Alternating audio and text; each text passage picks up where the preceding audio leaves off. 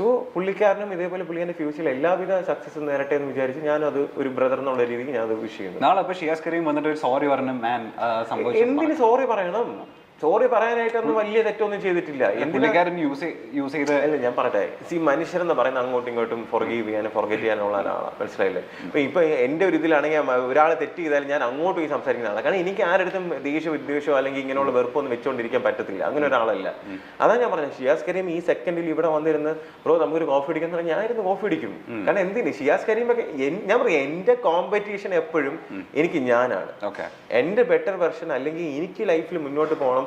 എന്റെ പ്ലാൻ, ചില എന്റെ സൈലന്റ് പ്ലാൻസ് കാണും, ചിലത് എന്റെ ഇപ്പൊ ഞാൻ ഇപ്പൊ കുറച്ച് കാര്യങ്ങൾ എക്സ്ക്ലൂസീവ് ആയിട്ട് പറഞ്ഞില്ലേ, അപ്പൊ അതായിരുന്നു ഈ കഴിഞ്ഞ കുറച്ച് നാളുകളായിട്ട് ഞാൻ ചെയ്തുകൊണ്ടിരുന്ന കാര്യങ്ങൾ, മനസ്സിലായില്ലേ? ഇപ്പൊ ഒരാളുടെ ജീവിതം തറക്കുന്നത് എങ്ങനെയാണ്, അയാളുടെ ഉപജീവന മാർഗം ഇല്ലാണ്ടാക്കുക, അയാള് ലൈഫിൽ സ്ട്രഗിൾ ചെയ്യിക്കുക, ഫിനാൻഷ്യലി ടൈറ്റ് ആക്കുക, അത് ഞാൻ ആദ്യമേ അങ്ങ് എന്ത് ചെയ്ത് സെക്യൂർ ചെയ്ത് വെച്ചു, മനസ്സിലായി? ലൈഫ് ലൈനിലേക്ക് ഉള്ളത് സെറ്റിൽ ചെയ്തു. കാരണം എനിക്കറിയാം ഇങ്ങനെയൊക്കെ എന്തെങ്കിലും വന്നു കഴിഞ്ഞാൽ ഒരു പ്രിക്കോഷൻ എന്നുള്ള രീതിയിൽ അത് സൈലന്റ് ആയിട്ട് ഞാൻ അതൊന്ന് എന്ത് ചെയ്തു, ആ ടാർഗറ്റ് എത്തിച്ച് ഞാൻ ഫിക്സ് ചെയ്തിട്ട് എല്ലാം ചെയ്ത് ഇപ്പം മാസം എനിക്ക് ഒന്നും ചെയ്ത് വെറുതെ ഇരുന്നാലും എന്ത് ചെയ്യും, വെറുതെ ഇരുന്നാലും അത്യാവശ്യം നല്ല രീതിയിൽ ജീവിച്ചു പോകാനുള്ളത് എന്ത് ചെയ്ത് ഞാനത് ചെയ്ത് വെച്ചു.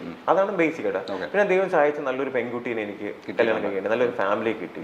എൻ്റെ അച്ഛനും അമ്മയാണെങ്കിലും ഹാപ്പിയാണ്. സോ ആ രീതിയിലാണെങ്കിലും ഫാമിലി ലൈഫിലാണെങ്കിലും ഞാൻ സക്സസ്ഫുൾ ആയിട്ട് പോകുന്നുണ്ട്, മനസ്സിലായില്ലേ? ഫിനാൻഷ്യലി ആണെങ്കിലും അത്യാവശ്യം കുഴപ്പമില്ലാതെ സക്സസ്ഫുൾ ആയിട്ട് പോകുന്നുണ്ട്. അത്യാവശ്യം അല്ല ഞാൻ പറഞ്ഞില്ലേ, എനിക്കങ്ങ് ഒരുപാട് വലിയ പണക്കാരനാവണമെന്നൊന്നുമില്ല. എനിക്ക് ബേസിക് ആയിട്ട് എന്റെ കാര്യങ്ങൾ നടന്നു പോകാനുള്ള കാര്യങ്ങൾ മാത്രം മതി. അത് ഞാൻ ലൈഫിൽ സെറ്റിലാക്കി, മനസ്സിലായില്ലേ? അത് വേണ്ടിയുള്ള കാര്യം ചെയ്തു കഴിഞ്ഞു, അത്രേ ഉള്ളൂ. കാരണം നമ്മളെല്ലാവരും ജീവിക്കുന്ന സന്തോഷമായിട്ട് ജീവിക്കണം, നേരത്തെ പറഞ്ഞെടുക്കുക. അതിനുള്ള കാര്യങ്ങളാണ് ഞാനിപ്പോൾ നോക്കിക്കൊണ്ടിരിക്കുന്നത്. പിന്നെ ഇനി ആഗ്രഹങ്ങളാണ്, സിനിമ, പൊളിറ്റിക്സ് എന്നൊക്കെ പറയുന്ന ആഗ്രഹങ്ങളും കാര്യങ്ങളൊക്കെ ചെയ്യാനുള്ളതാണ്. അത് അതിന്റെ സമയമാകുമ്പോഴത്തേക്ക് എന്ത് ചെയ്യും, ചെയ്തുകൊണ്ടേയിരിക്കും, മനസ്സിലായി? ഇനി അടുത്ത ആളുടെ പേര് പറയാം, പക്ഷെ അത് ക്യാമറ നോക്കി പറഞ്ഞാൽ മതി. ആളോടുള്ള ഡയലോഗ് പേര് പറയട്ടെ. ആരതിപ്പൊടി I love you, I miss you. Miss you എന്ന് പറഞ്ഞാൽ 15 മിനിറ്റ് പോകാനുള്ളത് അടുത്ത പുള്ളിക്കാരത്തി ഉണ്ട്. പുള്ളിക്കാരി ആക്ച്വലി ഞാൻ പറഞ്ഞില്ല, ഭയങ്കര ഒരു പാവമാണ്, പക്ഷെ അറ്റ് ദി സെയിം ടൈം ഭയങ്കര സ്ട്രോങ് ആണ്, മനസ്സിലായില്ലേ? പിന്നെ എന്താ പറയാ, എല്ലാ കൈൻഡ് ഓഫ് ക്വാളിറ്റീസ് ഉള്ള, നല്ല ക്വാളിറ്റീസ് ഉള്ള ഒരു കുട്ടിയാണ്. അതുകൊണ്ട് തന്നെയാണ് ഇഷ്ടപ്പെട്ടത്, മനസ്സിലായില്ലേ? അപ്പൊ കല്യാണം കഴിയും, നമുക്കൊരു എന്താ പറയാ, കല്യാണം കഴിക്കണമെന്ന് തോന്നി അത് ചെയ്യണമെന്നുണ്ടെങ്കിൽ ഒരുപാട് നല്ല ക്വാളിറ്റീസ് എല്ലാം വേണമല്ലോ. സോ പിന്നെ എന്റെ എല്ലാ സിറ്റുവേഷൻസിലും എന്റെ കൂടെ നിൽക്കുന്നുണ്ട്, മനസ്സിലായി? അതെന്ന് പറഞ്ഞാൽ വലിയൊരു കാര്യമാണ്. പിന്നെ എന്നെ മനസ്സിലാക്കുന്നുണ്ട്, അത് തന്നെ വലിയ കാര്യം. ഇതൊക്കെ തന്നെ മതി. നമുക്ക് വേണമെന്ന് വെച്ചാൽ നമ്മള് ഞാൻ ഒറ്റയ്ക്ക് ഉണ്ടെങ്കിൽ എനിക്ക് ഒരുപാട് കാര്യങ്ങൾ ചെയ്യാൻ പറ്റും. ഒരാൾ എന്റെ കൂടെ സപ്പോർട്ട് ചെയ്യാനായിട്ട് ഒരു തോളിൽ കൈയിടാൻ പറ്റുന്നുണ്ടെങ്കിൽ നമുക്ക് കുറച്ചുകൂടെ കാര്യങ്ങൾ ചെയ്യാൻ പറ്റും. അത്രേ. അടുത്ത ആളുടെ പേര് പറയട്ടെ. നീ പുള്ളിക്കാരൻ ഇനി എന്തെങ്കിലും തെറ്റിദ്ധാരണ ഉണ്ടെങ്കിൽ അത് മാറട്ടെ, അതും ക്യാമറ നോക്കി പറഞ്ഞാൽ മതി. പുള്ളിക്കാരൻ കണ്ടുകൊണ്ടിരിക്കുന്നുണ്ടെങ്കിൽ ഉണ്ണിമൂന്തന് എനിക്ക് ഇഷ്ടമാണ്, എനിക്ക് പേഴ്സണലി ഇഷ്ടമാണ്, മനസ്സിലായില്ലേ? ഉണ്ണിമൂന്തനെ ഞാൻ ഗോകുലം പാർക്കിൽ വെച്ച് കണ്ടപ്പോൾ എക്സൈറ്റഡ് ആയിട്ടുള്ള ഒരാളാണ്. ഞാൻ ഉണ്ണിമൂന്തന്റെ അടുത്ത് അന്ന് പറഞ്ഞു, ഉണ്ണിമൂന്ത ബ്രോ എന്നെ തടി കുറയ്ക്കാൻ വേണ്ടി ആ സമയത്ത് ഒരുപാട് ഹെൽപ്പ് ചെയ്തിട്ടുണ്ട്. കാരണം പുള്ളിക്കാരൻ 3 മാസത്തെ ഒരു ചലഞ്ചൊക്കെ ചെയ്തപ്പോൾ ഞാൻ ആ സമയത്ത് ആ 3 മാസത്തെ ഇത് ഫോളോ ചെയ്ത് 15 കിലോ ബിഗ് ബോസ് പോണതിന് മുമ്പ് ചെയ്ത ആളാണ്. അപ്പൊ അതിനെനിക്ക് ഈ ട്രെഡ്മിൽ ഓടുന്ന സമയത്ത് ഉണ്ണിമൂന്തൻ ഫാറ്റ് ഫിറ്റ് എന്ന് എന്തോ പറഞ്ഞ ഒരു വീഡിയോ വന്ന് ട്രാൻസ്ഫോർമേഷൻ വീഡിയോ ഇട്ടിരുന്നു. ആ സാധനം ഹെഡ്സെറ്റ് കേട്ട് കണ്ടുകൊണ്ട് ഓടിയ ആളാണ് ഞാൻ, മനസ്സിലായില്ലേ? അപ്പൊ ഉണ്ണിമൂന്തൻ സ്വന്തമായിട്ട് കഷ്ടപ്പെട്ട് അധ്വാനിച്ച് ഒരുപാട് സ്ട്രഗിൾ ചെയ്ത് ഒരുപാട് പേർക്ക് ഇൻസ്പയറിംഗ് ആയിട്ട് വന്ന ഒരാളാണ്, മനസ്സിലായില്ലേ? എനിക്ക് തന്നെ ഒരുപാട് സമയത്ത് എന്ത് ചെയ്തിട്ടുണ്ട്, ഒരു ഇൻസ്പിറേഷൻ തോന്നിയിട്ടുണ്ട്, മനസ്സിലായില്ലേ? അപ്പൊ വെറുതെ ഒരുപാട് പേര് കുത്തിത്തിരിപ്പുണ്ടാക്കി ഞാൻ ഉണ്ണിമൂന്തനെ പറ്റി ഒരു സ്ഥലത്തും വന്നിട്ട് എന്ത് ചെയ്തിട്ടില്ല, മോശമായിട്ട് പറഞ്ഞിട്ടില്ല. കഴിഞ്ഞ ആ സിറ്റുവേഷൻ വന്നപ്പോൾ പോലും ഉണ്ണിമൂന്തൻ അത് പ്രതികരിച്ചത് അതിന് എനിക്ക് കുറെ കേട്ട്, അത് ഒരു സെലിബ്രിറ്റി ആയി കഴിഞ്ഞാൽ ചീത്ത വിളിക്കാമെന്നൊക്കെ ചോദിച്ചു. പിന്നെ എൻ്റെ അടുത്ത് ഒരുപാട് പേര് ചോദിക്കാൻ പറ്റും. ഞാൻ പറഞ്ഞ ഒരു മനുഷ്യനാണ്, ഒരു മനുഷ്യന് ചിലപ്പോൾ അയാളുടെ എന്തെങ്കിലും ഒരു ഭയങ്കരമായിട്ട് പ്രയോറിറ്റി കൊടുക്കുന്ന അല്ലെങ്കിൽ ഭയങ്കര ഫീൽ കൊടുക്കുന്ന ഒരു കാര്യത്തിന് എന്തെങ്കിലും പറയുമ്പോൾ അവിടെ അയാൾ പ്രതികരിച്ചു കഴിഞ്ഞാൽ ചിലപ്പോൾ ഒരു തെറ്റായിരിക്കും, മറ്റുള്ളൂ തെറ്റ് തന്നെയാണ്. ഇപ്പൊ ഞാനിപ്പോൾ ഒരാളിനെ പോയി ചീത്ത വിളിച്ചു കഴിഞ്ഞാൽ തെറ്റ് തന്നെയാണ്. പക്ഷെ എന്തുകൊണ്ട് ചീത്ത വിളിച്ചു, എന്താണ് അതിനുണ്ടായ ആ ഒരു സംഭവം, മനസ്സിലായി? തെറ്റല്ലാതാവുന്നില്ല. പക്ഷെ ആ ഒരു സാഹചര്യം മനസ്സിലാക്കി കഴിഞ്ഞാൽ നമുക്ക് എന്ത് ചെയ്യാം, വേണമെന്നുണ്ടെങ്കിൽ നമുക്ക് ഫോർഗീവ് ചെയ്യാം, അത്രേ ഉള്ളൂ. എനിക്ക് ഉണ്ണിമൂന്തൻ ഇഷ്ടമാണ്, എനിക്കിഷ്ടം തന്നെയാണ്. ഞാൻ പറഞ്ഞില്ല, മൂവി കണ്ടപ്പോൾ പോലും നല്ല ആക്ടിങ് ആണ്, എല്ലാം പറഞ്ഞു. ഞാൻ നേരത്തെ പറഞ്ഞില്ലേ, 2 കാര്യങ്ങൾ കണ്ട ഒരാളാണ്. പിന്നെ ഉണ്ണിമൂന്തനെ എന്നെ ഒരിക്കലും കമ്പയർ ചെയ്യരുത്. കാരണം ഉണ്ണിമൂന്തനൊക്കെ ഒരു സ്റ്റാർ ആയിട്ട് 10-12 വർഷമായിട്ട് നിൽക്കുന്ന ഒരാളാണ്, മനസ്സിലായില്ലേ? ഞാനൊരു ഷോ ചെയ്തിട്ട് വന്ന് എന്നെ കുറച്ചൊരു ഇഷ്ടപ്പെടുന്നത് മാത്രമേ ഉള്ളൂ. അപ്പൊ ഇത് വെറുതെ ഇതിന്റെ ഇടയ്ക്ക് ഒരു പ്രശ്നം ഉണ്ടാക്കിച്ച്, മനസ്സിലായി, അങ്ങോട്ടും ഇങ്ങോട്ടും തല്ലുണ്ടാക്കുന്ന കാര്യങ്ങളൊന്നും ചെയ്യേണ്ട ഒരു ആവശ്യമില്ല. സത്യം പറഞ്ഞ ഇത് വെറുതെ കുറെ പേര് ഉണ്ടാക്കുന്ന കാര്യമാണ്. എനിക്ക് ഉണ്ണിമുന്തനെ ഇഷ്ടമാണ്, ഇത്രേ ഉള്ളൂ. ഇതിലെന്താ കാര്യം? ഇനി ഇത് കേട്ടപ്പോഴത്തേക്ക് ഇനി കുറെ പേര് പറയും ഞാൻ സീക്രട്ട് ഏജന്റിനെ തള്ളി പറഞ്ഞു എന്ന് പറയുന്ന ഒരുപാട് പേര് കാണും. എന്നെ ഒരുപാട് വിമർശിച്ച ഒരാളാണ് സീക്രട്ട് ഏജന്റ്. ഒരുപാട് വിമർശിച്ചിട്ടുണ്ട്, ഒരുപാട് എന്തൊക്കെയായി പറഞ്ഞിട്ടുണ്ട്. എന്നെ പാസ്റ്റർ എന്നവരെ വിളിച്ചിട്ടുണ്ട് ഞാൻ അറിഞ്ഞതിന്, മനസ്സിലായില്ലേ? അപ്പൊ അങ്ങനെ വരെ പറഞ്ഞ ഒരാളാണ് സീക്രട്ട് ഏജന്റ്. സായി എന്ന് പറയുന്ന വ്യക്തിക്ക് ഇൻഡിവിജ്വൽ അഭിപ്രായങ്ങളുണ്ട് ഓരോ കാര്യത്തിനും, മനസ്സിലായില്ലേ? അത് ഞാൻ റെസ്പെക്ട് ചെയ്യുന്നു. എന്നെ വിമർശിച്ചു, മനസ്സിലായില്ലേ? ഇപ്പൊ വിമർശിച്ചു എന്ന് പറഞ്ഞിട്ട് സായിനെ ഞാൻ ഇല്ലാണ്ടാക്കണം, സായിനെ ഞാൻ അത് ചെയ്യണം ഇത് ചെയ്യണം എന്ന് ഒരിക്കലും മനസ്സുകൊണ്ട് ഞാൻ ചിന്തിക്കത്തില്ല.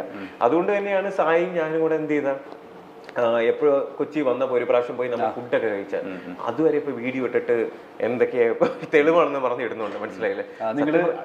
അണ്ടർഗ്രൗണ്ടില് എന്തിനാണെന്ന് എനിക്കറിയത്തില്ല. ഞാൻ പറഞ്ഞിട്ട് ഒരാൾ നല്ല രീതിയിൽ സൗഹൃദമായിട്ട് ഇരുന്ന് കഴിഞ്ഞാൽ പ്രശ്നമാണ്. ഇപ്പൊ ഈ ഞാൻ പറയല്ലേ എന്ത് നല്ല ഇപ്പൊ ഞാൻ പറയട്ടെ 2 രാജ്യങ്ങൾ തമ്മിൽ ഭയങ്കര പ്രശ്നങ്ങൾ നടന്ന് അത് യുദ്ധത്തിലേക്ക് പോണതാണോ അതെ അവർ തമ്മിൽ കോംപ്രമൈസ് ചെയ്ത് സൗഹൃദമായിട്ട് മുന്നോട്ട് പോകുന്നതിലാണോ കാര്യം? മനസ്സമാധാനമാണ് ഏറ്റവും വലിയ കാര്യം, അല്ലേ? അപ്പം എനിക്ക് സായിനെ പേഴ്സണലി ഇഷ്ടമുള്ള ഒരാളാണ്, മനസ്സിലായി? സായിന്റെ എല്ലാ കാര്യങ്ങളും ഞാൻ അക്സെപ്റ്റ് ചെയ്യുമെന്നല്ല പറഞ്ഞത്, മനസ്സിലായില്ല? പക്ഷെ എന്നിരുന്നാലും എനിക്കും സായിന് ഇഷ്ടമുള്ള ഒരു കാര്യം ഞാൻ പറഞ്ഞില്ല, ഞാൻ പേഴ്സണലി ആരും ഇതേപോലെ ഗ്രഡ്ജസ് വെക്കുന്ന ഒരാളല്ല. ജാസ്മിനെയൊക്കെ എന്തുമാത്രം അങ്ങനെയാണെങ്കിൽ ഇത് ചെയ്യണം. ഞാൻ ജാസ്മിനെയൊക്കെ സത്യം പറഞ്ഞാൽ ഞാൻ അങ്ങോട്ട് വിളിച്ച് സംസാരിച്ച ഒരാളാണ്, മനസ്സിലായില്ലേ? എനിക്ക് ആ ഒരു ഇതേ ഇല്ല. കാരണം നമ്മുടെ ഈ ലോകത്ത് എത്ര നാളുണ്ടാവും നമുക്ക് അറിയത്തില്ല. ഉള്ള സമയം വരെ നമ്മൾ ഹാപ്പി ആയിട്ട് എല്ലാവരുടെ അടുത്തും നല്ല രീതിയിൽ പെരുമാറുന്നതിലാണ് നമ്മളെ ക്വാളിറ്റി എന്ന് പറയുന്നത്, മനസ്സിലായില്ലേ? നമ്മൾ ഒരാള് വേദനിപ്പിച്ച ഒരാള്, നമ്മളെ ഒരാൾ ഇൻസൾട്ട് ചെയ്ത് അല്ലെങ്കിൽ നമ്മളെ വേദനിപ്പിച്ച് നമ്മളെ കുത്തി നോവിച്ച ഒരാളുടെ അടുത്ത് നമ്മൾ അയാളുടെ നല്ല രീതിയിൽ സൗഹൃദമായിട്ട് സംസാരിച്ച് നല്ല രീതിയിൽ പെരുമാറുമ്പോഴാണ് നമ്മളെ ക്വാളിറ്റി അവിടെ കൂടുന്നത്, മനസ്സിലായില്ലേ? അത്രേ ഉള്ളൂ. അടുത്ത ആളുടെ പേര് പറയട്ടെ. ദിൽഷയോട് എന്ത് ഈ മൊമെന്റിൽ പറയാൻ തോന്നുന്ന കാര്യം? അല്ല, ദിൽഷയുടെ ലൈഫിൽ ഇപ്പം ഞാൻ ഇപ്പൊ റീസെന്റ് അപ്ഡേറ്റ്സ് ഒന്നും കണ്ടില്ല. പക്ഷെ എന്നിരുന്നാലും ദിൽഷയുടെ ലൈഫിൽ നല്ല ബെറ്റർ ആയിട്ട് പുള്ളിക്കാരെ ആഗ്രഹിച്ച രീതിയിൽ ഒരുപാട് കാര്യങ്ങൾ അച്ചീവ് ചെയ്യുന്നുണ്ടെന്ന് അറിയുന്നു. അപ്പം ഒരുപാട് അച്ചീവ് ചെയ്യാൻ കഴിയട്ടെ. പിന്നെ എന്താ പറയാ, നല്ലൊരു പാർട്ട്ണറിനെ കിട്ടട്ടെ, പുള്ളിക്കാർക്ക് അക്സെപ്റ്റ് ചെയ്യാൻ പറ്റുന്ന രീതിയിൽ നല്ലൊരു പാർട്ട്ണറെ കിട്ടട്ടെ. പിന്നെ ഫാമിലിയും കാര്യങ്ങളും എല്ലാ രീതിയിലും പുള്ളിക്കാരി ഹാപ്പിയാണെന്ന് വിചാരിക്കുന്നു. നല്ല ഹാപ്പി ആയിട്ട് ഇരിക്കട്ടെ. നമ്മളെ കല്യാണത്തിന് ദിൽഷനെ വിളിക്കൂ? ഇല്ല ഇല്ല ഇല്ലാത്ത കാര്യം ഇല്ലെന്നല്ലേ പറയാൻ വിളിക്കുന്നില്ല. ദിൽഷനെ നല്ല ഫ്രണ്ടായിട്ട് കണ്ട ആളല്ലേ? അപ്പൊ അല്ല, ഞാൻ പറഞ്ഞില്ലേ ചില കാര്യങ്ങൾ വേണ്ട, അത്രേ ഉള്ളൂ. ഓക്കെ. ഞാൻ പറയാം, എനിക്ക് ദിൽഷയുടെ ഒരു പ്രശ്നമില്ല. ദിൽഷ നന്നായിരിക്കട്ടെ, ഹാപ്പി ആയിട്ട് ഇരിക്കട്ടെ, എല്ലാ കാര്യങ്ങളും ലൈഫിൽ മുന്നോട്ട് പോകുന്നത് അങ്ങനെ തന്നെ പോട്ടെ. ഇനി റോബിന് വന്നാക്കുന്ന കുറച്ച് ക്രിറ്റിസിസം ഞാൻ വായിക്കാൻ പോകുന്നത്. ആ ക്രിറ്റിസിസിന് റിയാക്ട് ചെയ്താൽ മതി. ഒരു ക്രിറ്റിസിസം ഇതാ, ഇയാൾ എന്തിനാണ് പരിപാടി അവതരിപ്പിക്കുന്ന നേരത്ത് അലറി വിളിച്ച് കൂവി ഓളം ഉണ്ടാക്കുന്നത്? മര്യാദയ്ക്ക് മനുഷ്യന്മാരെ പോലെ സംസാരിച്ചാൽ പോരെ എന്നുള്ളതാണ് ഒരു ക്രിറ്റിസിസം. ഈ ക്രിറ്റിസിസത്തിന് എങ്ങനെ റിയാക്ട് ചെയ്യുന്നത്? ഞാൻ അത് സിറ്റുവേഷൻ അനുസരിച്ചാണ്. എന്താ ചില സ്ഥലത്ത് പോയി കഴിഞ്ഞാൽ ഞാൻ ബഹളം വെക്കാറില്ലല്ലോ, ഞാൻ നോർമലി സംസാരിക്കാം. അതെന്താ ആൾക്കാർ കാണാത്ത? ചില സ്ഥലത്ത് പോയി കഴിഞ്ഞാൽ ഞാൻ കൂവി വിളിക്കും, ചില സ്ഥലത്ത് പോയി കഴിഞ്ഞാൽ ഞാൻ വളരെ നോർമലായിട്ട് ശാന്തനായിട്ട് നോർമലി സംസാരിക്കും. അപ്പൊ ഏത് സ്ഥലത്ത് എങ്ങനെ സംസാരിക്കണമെന്ന് എനിക്കറിയാം, മനസ്സിലായില്ലേ?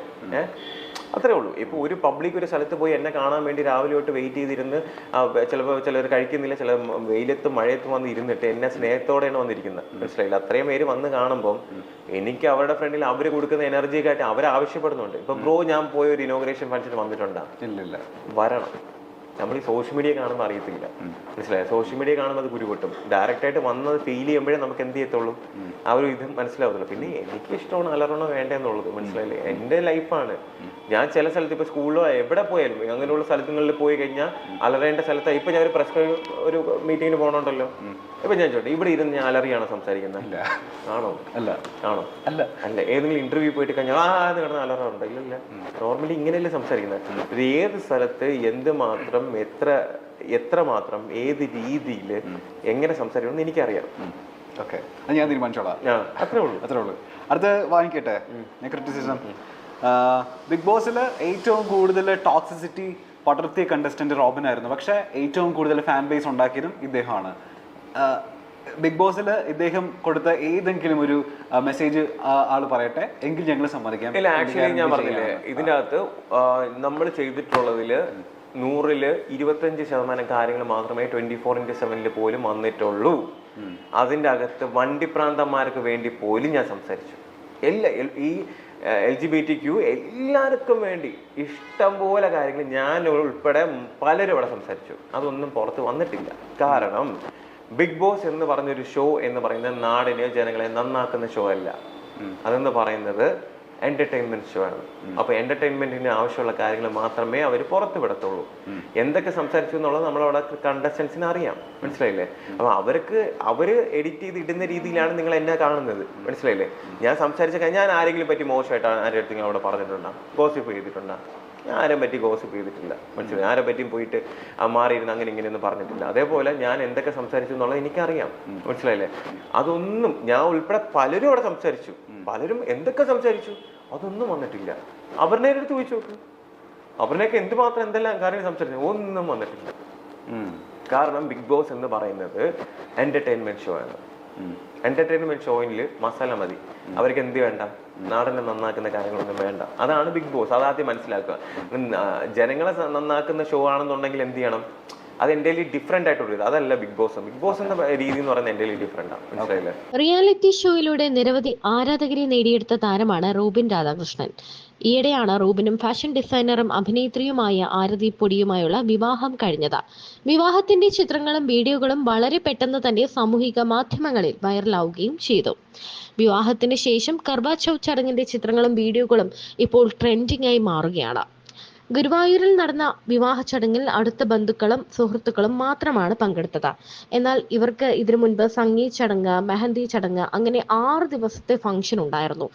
അത്യാഡംബര വിവാഹം തന്നെയായിരുന്നു ആരതിയുടേതും റോബിന്റേതും. ഓരോ ചടങ്ങിനും ഓരോ ലുക്കിലാണ് ആരതി എത്തിയത്. കർവാ ചൗത്തോടെയാണ് ഈ ചടങ്ങുകൾക്ക് അവസാനമായത്. 6 ദിവസം നീണ്ടുനിന്ന ആഘോഷങ്ങൾക്ക് ശേഷം 7ാം ദിവസമായിരുന്നു റോബിന്റെയും ആരതിയുടെയും വിവാഹം. രംഗോലി, സംഗീത് ആഘോഷങ്ങളെല്ലാം നേരത്തെ കഴിഞ്ഞു. വിവാഹത്തിന് മുന്നോടിയായി പവിത്രപ്പെട്ട് ഏറ്റുവാങ്ങുന്ന ആരതിയുടെ വീഡിയോയും സോഷ്യൽ മീഡിയയിൽ വൈറലായിരുന്നു. വിവാഹ സമ്മാനമായി ആരതിക്ക് ഔഡി കാറാണ് അച്ഛൻ സമ്മാനിച്ചത്. ഈ കാർ സ്വീകരിക്കുന്നതിന്റെ വീഡിയോ ആരതി ഇൻസ്റ്റഗ്രാമിൽ പങ്കുവച്ചിരുന്നു. സർപ്രൈസ് ആയി പോയി എന്നും ഇത്രയും വലിയൊരു സമ്മാനം പ്രതീക്ഷിച്ചില്ല എന്നും ആരതി പറഞ്ഞു. വിവാഹത്തിന് ശേഷം ഇരുവരും 2 വർഷം നീണ്ടു നിൽക്കുന്ന ഹണിമൂണിനായി യാത്ര തിരിക്കും. 27-ൽ അധികം രാജ്യങ്ങൾ ചുറ്റിക്കറങ്ങിയുള്ളതാണ് ആ മധുവിധു. ആദ്യ യാത്ര 26-ാം തീയതി അസർബൈജാനിലേക്കാണ്. ഏറെ നാളത്തെ പ്രണയത്തിന് ശേഷമാണ് ഇരുവരും വിവാഹിതരാകുന്നത്. അഭിമുഖം എടുക്കാൻ എത്തിയപ്പോഴാണ് ആരതി ആദ്യമായി റോബിനെ കാണുന്നത്. ദിൽഷ റോബിൻ വിവാഹം കാത്തിരുന്ന ആരാധകർ നിരാശരാവുകയായിരുന്നു. എന്നാൽ ദിൽഷയെ വിവാഹത്തിന് വിളിക്കാത്തതിന്റെ കാരണം ആദ്യം തന്നെ റോബിൻ തുറന്നു പറഞ്ഞിരുന്നു.